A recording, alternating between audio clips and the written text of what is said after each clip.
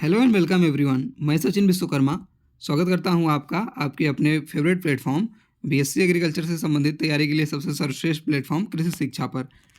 आज की इस वीडियो में आपके लिए बीएससी एग्रीकल्चर फोर्थ सेमेस्टर का क्रॉप इंप्रूवमेंट सेकंड जो रबी क्रॉप है इसके पेपर का सॉल्यूशन लेकर आया हूं। तो आप लोग फटाफट से अपना आंसर मिला लीजिए, अपनी बुकलेट सीरीज के हिसाब से आंसर मिला लीजिए। तो कल के पेपर में जो है थोड़ा कुछ क्वेश्चन गलत हो गए थे, तो उसके लिए आपसे दिल से सॉरी।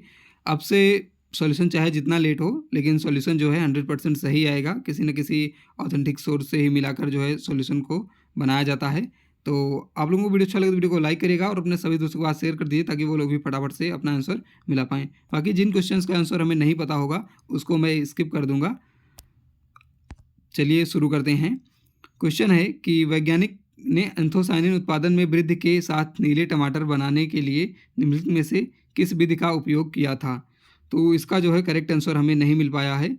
ये पता नहीं कहाँ से क्वेश्चन उठा के पूछ लिया गया है। इसके बाद है सेकेरम ऑफिसिनेरम का प्लाइडी स्तर है, तो इसका आंसर हो जाएगा ऑक्टाप्लाइड 8x = 80। ऑप्शन सी करेक्ट होगा। इसके बाद है टमाटर में फलों की गुणवत्ता एक महत्वपूर्ण प्रजनन उद्देश्य है जिसमें शामिल है। तो इसमें appearance and colour, texture and fineness, firmness, flavour and nutrient value, ये सभी शामिल हैं। तो ऑप्शन डी इसका करेक्ट हो जाएगा, उपरोक्त तो सभी। इसके बाद है भारत में 1912 में एसबीआई कोयम्बटूर में स्थानीय गन्ने का नोबलाइजेशन किसने शुरू किया। तो इसका उत्तर हो जाएगा बार्बर एंड वेकेंट रमन ने। ऑप्शन बी इसका करेक्ट होगा। इसके बाद है निम्नलिखित में से कौन सी किस्म स्वदेशी किस्म है और इसे देसी किस्म के रूप में जाना जाता है। तो इसका उत्तर हो जाएगा फुलवा। ऑप्शन डी करेक्ट होगा। बाकी जो इसके पिछले साल के पेपर का सॉल्यूशन है उसमें इंस्टेंट सॉल्यूशन कराया जाता है। तो इंस्टेंट सॉल्यूशन में एक आध दो क्वेश्चन जो है वो गलत होने की संभावना रहती है। अब आज का सॉल्यूशन या आगे का जो भी सॉल्यूशन है, अगर उसमें आपको कोई क्वेश्चन गलत लगता है तो आप मेरे मोबाइल नंबर 914902028602 इस पर जो है उसको भेज दीजिए। उस पर मैं जो है आपको बता दूंगा कि क्या सही है क्या गलत है। आपको कोई गलत लगे तो आप वहाँ पर भेज सकते हैं। इसके बाद है निम्नलिखित में से कौन सी स्नो मटर की खाद्य फली वाली किस्म है। तो खाद्य फली वाली किस्म, इसका भी आंसर जो है हमें नहीं मिल पाया है। स्नो पी ये जो है नहीं मिल पाया। इसके बाद है किस गन्ना अनुसंधान संस्थान ने विभिन्न सह श्रृंखला किस्मों के प्रजनन और विमोचन में महत्वपूर्ण स्थान दिया। तो इसका आंसर हो जाएगा एसबीआई कोयम्बटूर। ये सभी आंसर जो है किसी न किसी ऑथेंटिक सोर्स से देखकर ही मिलाए गए हैं। इसके बाद है चने के क्षेत्रफल और उत्पादन में सबसे अधिक हिस्सेदारी किस देश की है। तो इसका उत्तर हो जाएगा आपका भारत। ऑप्शन सी करेक्ट होगा। अगला क्वेश्चन है मटर की कौन सी किस्म आमतौर पर दाल के रूप में उगाई जाती है। तो जो पायसम सटाइपम वैरायटी हार्टेंस होती है इसे जो है गार्डन पी कहा जाता है। इसे मुख्यतः सब्जी के लिए उगाया जाता है। और जो पायसम वैरायटी अरविंस होती है इसे मुख्य रूप से दाल के लिए उगाया जाता है। तो यही जो है इसका करेक्ट आंसर होगा। इसके बाद है आलू का मूल क्षेत्र कौन सा है, यानी कि आलू का जो है आलू की जो ओरिजिन है, उत्पत्ति है, वो कहाँ से हुई थी। तो इसका उत्तर हो जाएगा पेरू और बोवेलिया के एंडीज पर्वत। इसके बाद है गन्ने के पुष्पक्रम, तो इसे जो है एरो कहा जाता है।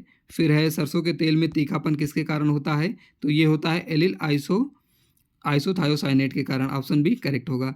फिर है देसी प्रकार यानी माइक्रोस्पर्मा चने का दूसरा सामान्य नाम क्या है। तो इसका दूसरा सामान्य नाम है बंगाल ग्राम। ऑप्शन जो है इसका सी करेक्ट होगा।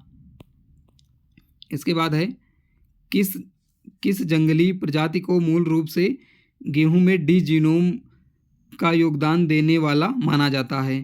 तो इसका जो आंसर होगा वो हो जाएगा एजियोलॉप्स स्क्वारोसा। ये जो है डी जीनोम का सोर्स है। फिर है गेहूं के दाने के लिए वानस्पतिक शब्द क्या है। तो गेहूं के दाने को कैरियोप्सिस कहा जाता है। गेहूं की किस प्रजाति को आमतौर पर क्लब गेहूं कहा जाता है। तो ट्रिटिकम कॉम्पैक्टिकम को क्लब गेहूं कहा जाता है। फिर भारत में आलू की शुरुआत एस ट्यूबरोसम यानी सोलेनम ट्यूबरोसम और सब स्पीसीज सोलेनम ट्यूबरोसम से नहीं हुई थी, बल्कि किससे हुई थी। तो इसका उत्तर हो जाएगा Solanum tuberosum sub species एंडीजेना। Option A correct होगा।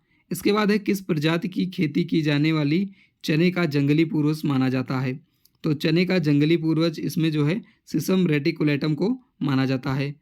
फिर है निम्नलिखित में से कौन सा कथन गन्ने के वैश्विक महत्व को सटीक रूप से दर्शाता है? तो इसका उत्तर हो जाएगा गन्ने के रस में से प्राप्त सुक्रोज विश्व की चीनी खपत का 70% हिस्सा है। ऑप्शन बी जो है इसका ये करेक्ट होगा। अगला क्वेश्चन है 21 नंबर। 1 हेक्टेयर के लिए जो टीपीएस है उसकी सीड रेट कितनी होती है? तो ये 100 से 150 किलोग्राम होती है। ऑप्शन बी इसका करेक्ट होगा। फिर है ट्रिटिकम ड्यूरम का प्लाइडी स्तर क्या है? तो ट्रिटिकम ड्यूरम का प्लाइडी स्तर जो है ये है 2n बराबर 4x बराबर 28। ऑप्शन सी करेक्ट होगा। इसके बाद है सूरजमुखी का साइटोप्लाज्मिक नरबंधता को विकसित करने के लिए हेलियथस एनस को निम्नलिखित में से किस प्रजाति के साथ क्रॉस किया गया? तो इसका उत्तर हो जाएगा हेलियथस पेटियोलैरिस। ऑप्शन ए जो है इसका करेक्ट होगा। फिर है कौन सी प्रजाति सभी संवर्धित आलू प्रजातियों की पूर्वज मानी जाती है? तो सोलेनम स्पॉन्टेटम जो 24 नंबर क्वेश्चन है इसका सी ऑप्शन जो है स्टेनोटोटम, ये जो है टोमम, ये गलत, ये सही आंसर हो जाएगा इसका। ऑप्शन सी करेक्ट है। इसके बाद है किस प्रकार के चने में बड़े पत्ते और सफ़ेद फूल होते हैं? तो काबुली प्रकार के चने में होते हैं। ऑप्शन बी करेक्ट होगा। इसके बाद है गन्ने के किस हिस्से को आमतौर पर उसकी कम सुक्रोज सामग्री के कारण हटा दिया जाता है? तो अपेक्स जो टॉप वाला भाग होता है इसको हटा दिया जाता है। इसके बाद है किस देश ने 2021 में प्रत्यक्ष उपभोग के लिए पहला आनुवंशिक रूप से संशोधित टमाटर की मंजूरी दी थी? तो इसका उत्तर हो जाएगा जापान ने। इसके बाद है गेहूं के पौधे में जल प्रणाली के कौन से 2 प्रकार हैं? तो सेमिनल और कोरोनल, ये जो है करेक्ट ऑप्शन हो जाएगा। इसके बाद है आनुवंशिक रूप से संशोधित टमाटर लंबे समय तक सेल्फ लाइफ के लिए अभियंत्रित किया गया है। इसका उत्तर हो जाएगा फ्लेवर श्योर टमाटर। इसके बाद है सूरजमुखी के तेल को अन्य वनस्पति तेलों की तुलना में पोषणात्मक रूप से श्रेष्ठ माना जाता है क्योंकि इसमें जो है उच्च असंतृप्त वसी अम्लों की मात्रा जो है अच्छी खासी होती है। इसके बाद है आलू का संवर्धन किस माध्यम में किया जाता है? तो माइक्रोट्यूबर और टीपीएस और ट्यूबर इन सभी से किया जाता है। तो इसका जो है ऑप्शन डी करेक्ट हो जाएगा। इसके बाद है मुख्य रूप से कौन सा अंतर्राष्ट्रीय संस्थान देसी प्रकार के चने पर शोध के लिए जिम्मेदार है? तो इसमें जो है इन दोनों में जो है कन्फ्यूज़न है। तो इसका करेक्ट आंसर जो है क्लियर नहीं है एकदम। जिसको पता हो, जो भी क्वेश्चन मैंने नहीं बताए हैं उनको जो है कमेंट में ज़रूर लिखिएगा। इसके बाद है निम्नलिखित में से किस फसल का प्रकाश संश्लेषण मार्ग C3 है? तो इसका उत्तर हो जाएगा गेहूँ। फिर है गन्ने की प्रारंभिक माह में कौन सी जड़ें विकसित होती हैं और धीरे धीरे मर जाती हैं? तो इसका उत्तर हो जाएगा fibrous root. Option B correct होगा। इसके बाद है टमाटर की उत्पत्ति कहाँ हुई? तो टमाटर की उत्पत्ति जो है दक्षिण अमेरिका में हुई थी। इसके बाद है निम्नलिखित में से कौन सी फसल पर परागित है? तो पर परागित इसमें से सूरजमुखी है, सनफ्लावर। चने का वैज्ञानिक नाम क्या है? तो सीसर एरिटिनम जो है, साइसर एरिटिनम, ये होता है चने का वैज्ञानिक नाम। इसके बाद है टमाटर को सुरक्षात्मक भोजन के रूप में सुरक्षात्मक भोजन माना जाता है क्योंकि यह प्रदान करता है तो ये beta carotene, vitamin C, flavonoid और लाइकोपिन। ऑप्शन डी इसका करेक्ट होगा। इसके बाद है गेहूं के जंगली घास से विकसित होने का स्थान कहाँ माना जाता है? तो ये जो है माना जाता है दक्षिण पूर्व एशिया। ऑप्शन जो है इसका ए करेक्ट होगा। इसके बाद है गन्ने की किस प्रजाति को उत्तरी भारत में उत्पत्ति केंद्र माना जाता है? तो सेकेरम बारबेरी को उत्तरी भारत में इसका उत्पत्ति स्थान माना जाता है। इसके बाद है निम्नलिखित में से आलू की कौन सी किस्म अपनी उच्च एंटीऑक्सीडेंट सामग्री के लिए जानी जाती है? तो इसका उत्तर हो जाएगा option C Kufri Neelkanth. 41 number question का ऑप्शन सी करेक्ट होगा। फिर है गन्ने के प्राथमिक उत्पाद क्या हैं? तो गन्ने के प्राथमिक उत्पाद जो है गन्ने का ऊपरी भाग और फिल्टर मड, खोई और सीरा, ये सभी हैं। तो ऑप्शन जो है इसका सी करेक्ट होगा, ए और बी। निम्नलिखित में से कौन माइक्रोस्पर्मा प्रकार का चने की विशेषता है?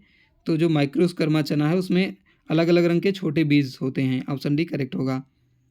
फिर है गेहूं के पौधे पर सबसे ऊपर की ओर पत्ती को क्या कहते हैं? तो इसे जो है फ्लैग लीफ कहा जाता है।